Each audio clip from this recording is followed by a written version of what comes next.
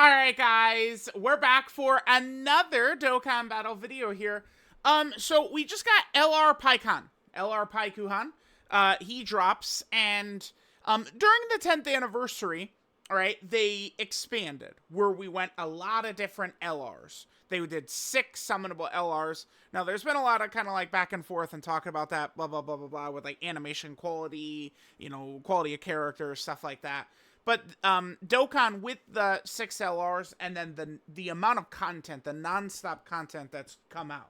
Like, I know, like, like this week feels slow, and like it was slow like last week as well and stuff like that. There are points like that, but overall, I mean, this year already is blowing away any other year ever in terms of like content and stuff like that.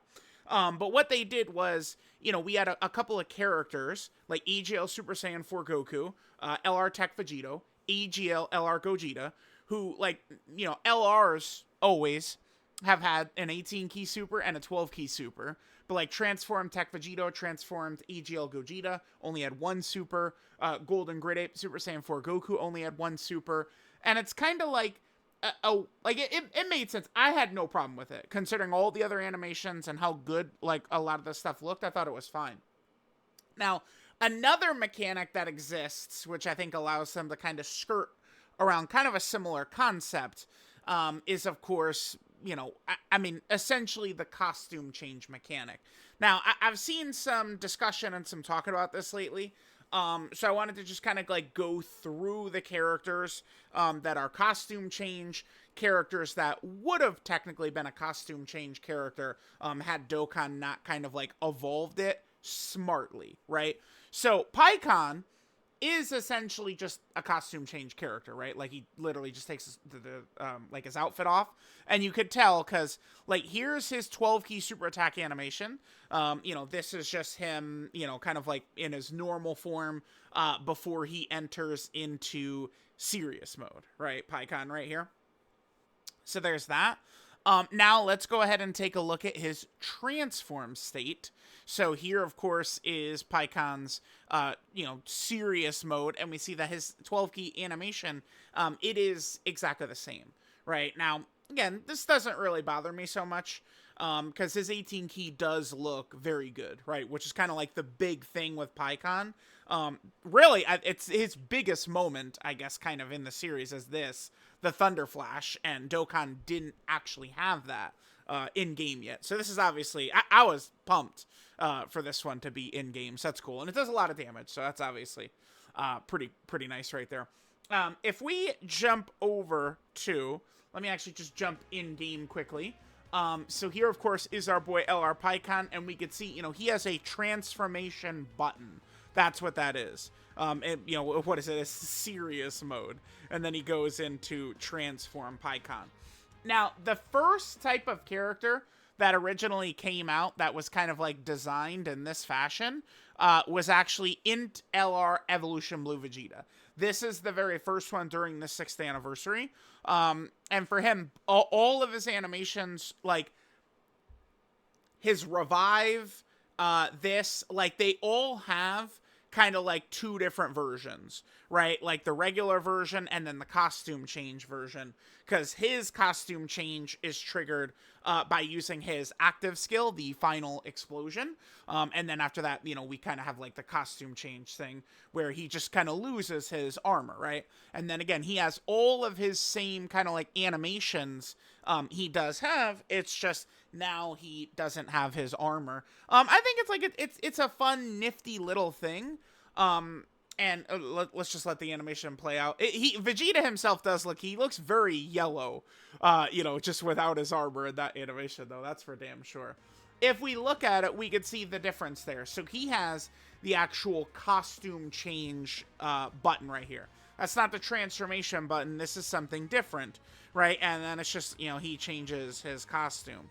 Now, what Dokkan eventually realized was this is stupid, because these 2 versions cannot link together. Like, if we ran Evolution Blue Vegeta's team, which is Powerful Comeback and Reps of Universe 7, we couldn't link these 2 guys together, even, if they were in different states right there. But now, like we saw with Paikon, they did away with the actual costume change mechanic, and they just made them transformation characters, which again, I would say is kind of for the best. So after Evolution Blue Vegeta, the next one we had was actually Dokkan Fest Videl, one of the stronger Dokkan Fest, like of like the lower hype characters. Videl is one of the strongest ones we've ever seen, right? Now Videl, she has her, regular super attack, the Videl Rush right here. Yeah, I remember back in 2021, she would lower the boom with this. That Videl combo, too good, too good. So there's that. Now, she has a costume change when you use her active skill, and then she cuts her hair. And, I mean, she does change her outfit, too. But she goes into this, and then we're able to do this. In-game, I never liked doing this myself, because this gave her a nice damage increase, but it lowered her defense as a consequence. So, I was never the biggest fan of doing this. Like, it is a lot of extra damage for that defensive lower. Like, nah, man, I'm good on that. And then here we could see Videl does have the costume change mechanic, right? She has an actual, like, not a transformation button, but just costume change. So there is that, okay? Then after Videl, we did have LR, Goku, and Piccolo. Now, you know what the funny thing is about Goku and Piccolo is that this character was, like, they kind of like in a data download. I mean, this is now in August. Like, they left breadcrumbs that this character was going to EZA. But again, like I said, that was in August that they did that, which is just crazy to think about. Because it's like, a lot of times, like, they kind of have, like, left a, a breadcrumb or whatever of a character EZAing. And they oftentimes would EZA right afterwards. And we're still waiting on this character. So this Goku and Piccolo, right, they have their costume change as well. So here's their regular super attack. By the way, I really like this character and like their animations. I do hope we could see this character get a great EZA. The way they're structured, they would actually work really well in the current meta, right? Like, I mean, Dokkan, I mean, it wouldn't be a bad thing for them to move on to, like, longer content, because it does enable all these types of build-up characters and stuff like that to actually be able to be used to their full potential, rather than, like, these short fights. Or at least a mix is good. So they've got their costume change where, you do their active skill, you get their permanent, well, not permanent buff, but the buff for one turn. And then, of course, they go and get the costume change right there. And then if we jump back over, we could see that they do have, again, the costume change button. So we'll see this LR hopefully EZA sooner rather than later. I would love for them to maybe do a celebration where we get Dokkan Fest Garlic Jr. from the movie. This is the only character in Dokkan that's actually from the first DBZ movie. The Garlic Jr. that exists in game is actually from the anime filler arc. So I would love to see, Dokkan Fest Garlic Jr. Now, I pulled up all the characters who either are costume change characters or would have been had they not made the change. I believe this was the final costume change character that Dokkan dropped. After this character, they realized, wait a minute, this is stupid. We'll just make them straight up transformation characters instead. And that's what they did. By the way, I didn't show their animation, right? So here's the animation, and now, Goku, they've taken their weighted clothes off, so now they look like this, right? Yeah, it's been a long time. This character, I mean, it's been so long since this character was relevant. Holy shit. Yeah, for sure. All right, so after them came the Gohan and Krillin, right? Now, they have what is essentially the costume change mechanic, right? Like, let's look at their 12 key. But it's now a straight-up transformation rather than just a, like, the costume change. So, starting with this character and the rest of them, this Gohan and Krillin does link with themselves transformed. So then we have their armor version, right? These two versions would link together because, again, it is actually a straight up transformation.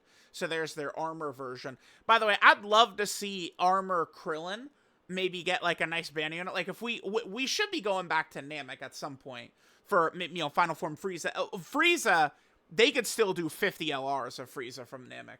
And then Kaioken Goku, I think, really deserves one as well. But if we jump back over, we can see it too. It's not the costume change button. It's just a straight up transformation is what this became. So starting with Krillin and Gohan, all these characters who were kind of like this, it is now a transformation. And it leads us to this character. This, like, a baffle, like, it's so fun, it's so silly how often people misunderstood the morale boost of them. But it really is just like it's a costume change is all it is. But rather than costume change, they wanted to make these characters just straight up transformation characters. This is another one that I'm definitely looking forward to seeing this character, Easy Aid. I thought that this is one of the weakest Dokkan Fest LRs we've ever seen. This one right here. This actually may be my pick for worst Dokkan Fest LR ever. They're in the mix. Maybe with like Int, Perfect Cell, I've seen people throw out STR Super Saiyan 4 Vegeta. I don't know about that. And I've seen people say in Evolution Blue Vegeta. Definitely fucking not. Like, that's only, no offense, but that's global players saying that shit. That's definitely not in Evolution Blue Vegeta. Anniversary character? No way, dude. No way. All right, so there's that. And again, if we jump on over here in game. Oh, whoops. Silly me. Jump on over in game here, and we could see that they likewise have the transformation button, a straight up transformation character. So besides Pikkon, I believe that there is actually one more character like this. I believe. Maybe I missed one. I went back and looked, but this is the last character, I believe, that would kind of qualify as like a costume change character. And that's sort of Hope Trunks right here. He is also kind of like one of these costume change characters, because, like, let's go ahead and take a look at his 12-key super attack, the Flash Blade, right? And remember, Trunks, this character, if you want to talk about a character that's, like, really disrespected, like, man, I mean, it's like, a character could be very good. Maybe they have good animations. Like, Dokkan Fest, everyone cries this year about, oh, Cell and Diamond Vegeta and stuff like that. Oh, I hate Diamond. I'm the one leading the Diamond Vegeta charge. But First Form Frieza was way worse last year. But, you know what First Form Frieza had? Amazing animations. So, he was a shitty unit. But, I mean, his animations are good, right? So, I mean, he could easy and he'll still look pretty. And then there we could see that. Like, this Trunks' animations just do not look good enough, man. They can completely throw this unit in the garbage and just redo it. This guy, STR Dragon Fist as well.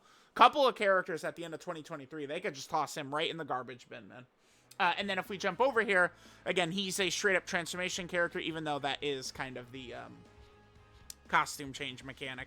So there we go. So there it is. So what they did after a certain point is they just straight up went to making it a transformation rather than that costume change. So very few, that's like a forgotten like gimmick in Dokkan, and very few characters have that. And I mean, I don't think we're never going to see that again, right? Nowadays, characters are like Pikkon. They're just going to be, you know, it's a transformation, but they'll just give it a, you know, a name, morale boost, you know, or seriousness, something like that. But it allows them to link together, especially for this guy.